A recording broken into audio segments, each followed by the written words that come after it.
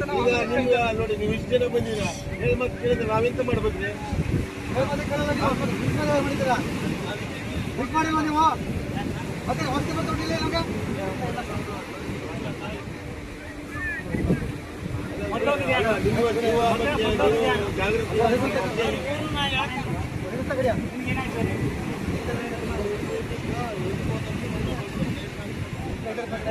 ಇವ್ ಹೇಳ್ತೀನಿ